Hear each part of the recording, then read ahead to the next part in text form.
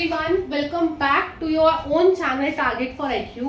जैसे कि आप सब लोगों को पता है कि batch has been launched which is Uttarakhand Judiciary batch, right? So in this batch we will be discussing certain MCQs on Hindu law। ठीक है, हिंदू लॉ का मॉक टेस्ट है, काइंड ऑफ ये डेमो मान सकते हैं कि जो हमारा बैच चलेगा 15 अक्टूबर से, जब हमारा एक सब्जेक्ट खत्म होगा, so we will be doing 3 to 4 test papers from the studio itself, हर सब्जेक्ट के। ठीक है, तो किस तरह से किए जाएंगे, कैसे होंगे, तो हम यहाँ देखते हैं। तो इस तरह से हम स्टार्ट करते हैं। And this Hindu law mock test it consist of 100 questions. ठीक है, अभी हम डिस्कस करने वाले हैं 1 से लेके 50 तक। लेट्स स्टार्ट, लेट्स वेट फटाफट से। पहले आपको पढ़ाया जाएगा, ऐसा नहीं कि आपको नहीं पढ़ाया जाएगा, तो उसके बाद से ही हम MCQs करेंगे। बट जो हम स्टार्ट करेंगे, will be starting from Hindu law and simultaneously will be starting from BLS। दो सब्जेक्ट्स को हम साथ साथ करेंगे, हिंदू लॉ एंड BLS। इन दोनों को पढ़ के इनके MCQs एक 5 days क्लासेस रहेंगी। थोड़ा सा मैं बता दूं आपको, 5 days जिसमें हम पढ़ेंगे, देन 1 day हम सिर्फ MCQs करेंगे and 1 day will be your of day. ठीक है, चलिए देखते हैं। जिमित वाहा is known for his work. यहाँ पे हमारे पास दो स्कूल्स हैं, विच इज दया भाग एंड योर मिताक्षरा स्कूल। दोनों की आपको बुक्स जो है लर्न करनी है। तो मिताक्षरा का जो ऑथर है वो कौन है? विजनेश्वरा। तो यहीं से ही आपके दो ऐसे क्वेश्चंस रेडी हो गए जो कि आते हैं आपके एग्जाम्स में, बहुत जबरदस्त तरीके से आते हैं। ठीक है, ओके, थर्ड क्वेश्चन की तरफ चलते हैं। अगर हम बात करते हैं कॉन्स्टिट्यूशन में, तो हिंदू लॉ कहाँ पे फॉल करता है? कॉन्करेंट लिस्ट में। व्हाई? शेड्यूल 7। व्हाई? क्योंकि स्टेट में अमेंडमेंट कर सकता है, यूनियन ऑल्सो। देन जो दया भागा स्कूल है हिंदू लॉ का, fundamentally it differs from Mitakshara. दो चीजों में बेसिकली डिफर करता है, तो ये not in the guardianship but inheritance. अगर आप देखोगे दया भागा में, जो कि बंगाल साइड है, विमेन को ज्यादा राइट्स दिए गए हैं, राइट? इसीलिए देन आगे चलते हैं 5th, 6th, 7th की तरफ। Okay, which of the following is a school of Hindu law? Hindu law में कौन से स्कूल्स हैं? दो ही स्कूल्स है हमारे पास, एक है आपका मिताक्षरा, दया भागा। तो ये आपका बोथ, ये इजी क्वेश्चंस हैं। नाउ हिंदू लॉ हमारा क्या है? सिविल लॉ है, पर्सनल लॉ है, कॉन्स्टिट्यूशनल है, या क्या?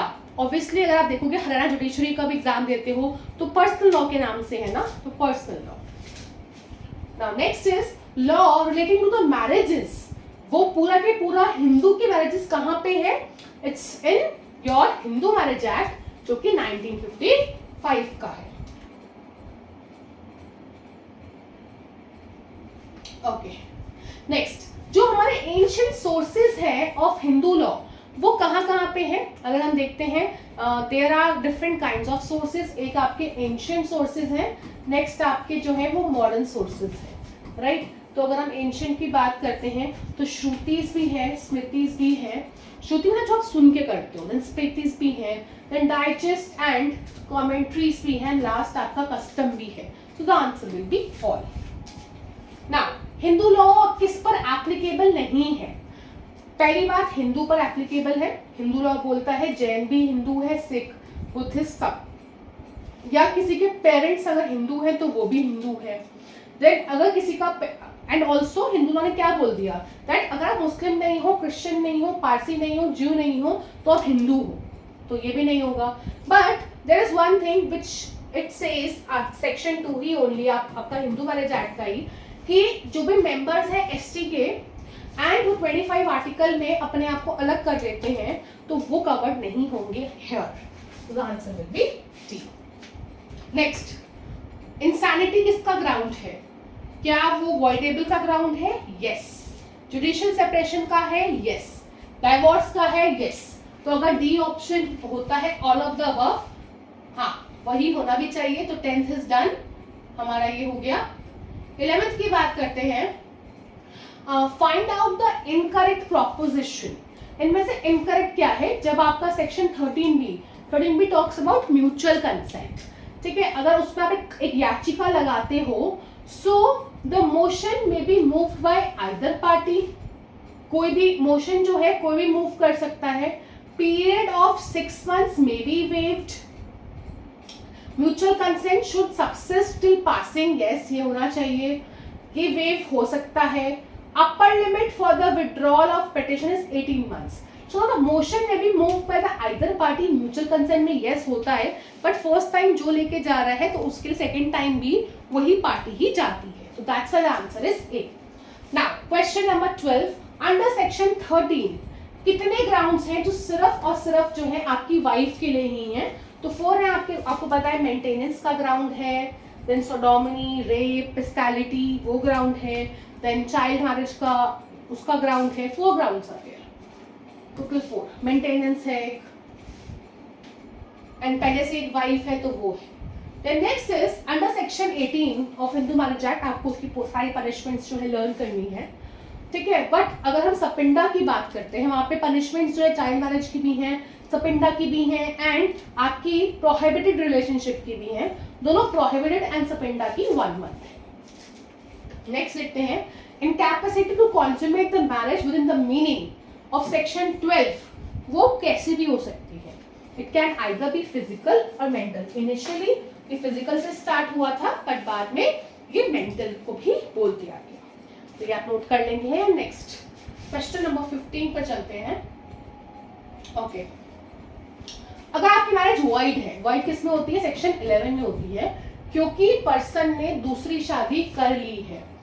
सो यहाँ पे the petition can be filed by, कौन फाइल करेगा? Answer is your second wife. Void के लिए है ना, वॉइड के लिए, बिकॉज सेकेंड वाइफ ही फाइल करेगा. Why? This is husband, this is wife 1. इनकी शादी हो रखी है, इनकी शादी इज वैलिड, ठीक है. Now there comes wife 2, right? क्योंकि हस्बैंड ने से शादी कर ली, husband is not aggrieved here right now, ठीक. एग्रीव्ड इज W2 एंड सिर्फ और सिर्फ पार्टीज ही फाइल कर सकते हैं, आइदर हस्बैंड और वाइफ, अगर हस्बैंड को फ्यूचर में फाइल करना हुआ तो, एंड W2. तो W1 किस चीज का फाइल कर सकता है? W2 can take a declaratory decree. Declaratory decree घोषणात्मक डिग्री ले सकता है. W1 ले सकते हैं कि देखो मैं ही लॉफुल वाइफ हूँ और कोई नहीं है. तो what ever remedy W1 has वही, या फिर वो इंजंक्शन ले सकती है कि देखो दूसरा इंसान जो है यहाँ पे फाइल ना करे. तो ये इतना हो सकता है, ठीक, इतना हो सकता है. इसके बाद अगर हम चलते हैं क्वेश्चन नंबर 16 की तरफ, 16 क्वेश्चन नंबर चलते हैं, तो यू विल सी हियर जो the following pairs is correctly matched. A is real brother and sister class 1 higher. B is father's widow class 1 higher. Father is your class 2 higher. Correctly क्या क्या matched है यहाँ पे? This is your class, जो अगर आप देखेंगे father class 2 है. Real brother and sister जो है आपके class 2 में आते हैं, इसलिए wrong हो गया. 17 पे चलते हैं. The child born of dash marriage under Hindu law is legitimate. Illegitimate, sorry. देखो वॉइड और वॉइडेबल से जो बच्चे आते हैं सेक्शन 16 बोलता है वो भी धर्मज हैं. धर्मज मतलब वैलिड है, वॉइड नहीं है. तो the answer will be none. अब डिसर्शन बट कंस्ट्रक्टिव का एक लैंडमार्क केस लॉ जो है दैट इज योर ज्योतिष चंद्र वर्सेस नीरज. के फैक्ट्स बड़े इंपॉर्टेंट है, राइट. दस्ताने वर्सेस दस्ताने जो है वो आपका डाइवोर्स पे है. विपिन चंद्र वर्सेस प्रभावती भी डिसर्शन पे है, but not on the constructive. Constructive का मतलब ये है एक ही घर में रह रहे हो बट तब भी बातचीत नहीं है, कुछ मैरिटल ऑब्लिगेशंस पूरे नहीं कर रहे हो मैरिज के. तो 19 पे चलते हैं. Where a Hindu male dies intestate, है ना, leaving behind your ascendant, agnate, their order of succession क्या होगा? पहले हमेशा डिसेंडेंट होता है नीचे की तरफ, फिर असेंडेंट होता है एंड देन साथ वाले कोलेट्रल. Answer is B. नीचे आंसर्स दे रखे हैं ताकि आप स्क्रीनशॉट्स ले सको, इजी लगे, ठीक. एंड अगर आपको अच्छे लगे होंगे एमसीक्यूज एंड ऑल तो आप कमेंट में लिखेगा एंड देन टेलीग्राम ग्रुप पे हम ये डाल भी देंगे अगर आपको अच्छे लगते हैं. Then which of the following condition needs to be satisfied for the grant of decree of RCR, restitution of conjugal rights. की हम बात करते हैं. पहली बात क्या है? जो आपका प्रतिवादी, रिस्पोंडेंट या डिफेंडेंट जो भी है उसने सोसाइटी से विड्रॉन किया है बट कोई एक्सक्यूज नहीं था, ये होना चाहिए. द कोर्ट इज सैटिस्फाइड उस ट्रूथ का, यस, एंड एंड दूसरा और कोई आपके पास रिलीफ नहीं है तो आप RCR दे दो। देन डी फैक्टो गार्जियन आपको पता होना चाहिए किस में है, सेक्शन 11 में है। अब देखते हैं आंसर क्या आता है इसका, मैंने देख के बता दिया, इतना ऐसे ही आपको भी लर्न होने चाहिए सेक्शंस, ठीक। 22 की बात करते हैं। A marries B the widow of elder brother, है ना। तो ये जो है अगर आप देखते हो A ने किससे शादी करी, B जो कि विडो है आपका एल्डर ब्रदर की विडो, अगर इसका कोई ब्रदर है उसकी विडो, तो this is सपिंडा which is not allowed, prohibited relationship दोनों में ही आ रहा है ये, तो वॉइड हो गया। और इनमें से जो तो फॉलोइंग इज को-पार्टनर, को-पार्टनर कौन कौन है, वॉइड और इसका सन, नहीं वॉइड वाले इंक्लूड नहीं होते हैं, सन ऑफ अनूल्ड वॉइडेबल मैरिज। देखो दो चीजें हैं, वॉइडेबल मैरिज तब तक वॉइड होती है जब तक वो एन्यूल्ड ना हो। अब आप बोलोगी मैम एन्यूल्ड क्या है, तो वो आपको क्लासेस में बताया जाएगा, ठीक है। So that's why the answer is neither A not B. Next is adoption made by Hindu male without the consent of this wife is, consent नहीं लोगे तो इट इज वॉइड, अगर ज्यादा वाइफ्स है तो सबकी लोगे consent. Next सपिंडा and prohibited decrease जो है ये सेक्शन 3 जो है किस किस में, हाफ रिलेशनशिप में भी है, यस यूट्रिन में भी है, दिस ऑल ये एक्सप्लेनेशन बताया हुआ है, that's why the answer is D. Next the separate property of Hindu male dying intestate may be succeeded by, Hindu male dying intestate it will be succeeded, देखो जो आपका फादर है दैट इज क्लास 2 हायर, तो no. Brother and sister भी class 2 में है, तो no, answer will be mother, क्योंकि पहले क्लास 1 होता हायर लेगा, वो नहीं है तो क्लास 2, वो भी नहीं है तो average corporates. Charge can be created self acquired पे यस, और अनडिवाइडेड पे भी यस, दोनों प्रॉपर्टीज पे, that's why the answer is C. Now 28 की तरफ चलते हैं, 28 क्वेश्चन की तरफ चलते हैं। Degrees of prohibited relationship include relationship by सारा, full blood, half blood, uterine, adoption, all, तो यहाँ पे आपका आंसर ये हो जाएगा। Next is 29th and 30th। Okay, guilty theory, देखो डाइवोर्स की ना बहुत सारी थ्योरीज हैं, जैसे कि एक है विल थ्योरी। विल थ्योरी जो है it is not recognised in your Hindu marriage but Muslim में रिकॉग्नाइज्ड है। Next is your frustration theory, next is your guilty theory, next आपका एक म्यूचुअल कंसेंट से डाइवोर्स भी है, and last is irretrievable breakdown theory.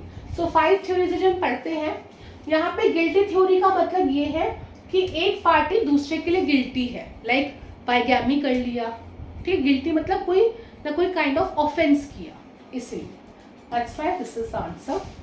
Now fine section 18 में अगर आपने देखा होगा पहले है ना, मैंने आपको सपिंडा का बताया था एक महीने की सजा, बट चाइल्ड मैरिज की सजा यहाँ पे इट्स 2 years और 1 year, साथ में द पनिशमेंट इज 1 lakh, तो ये है।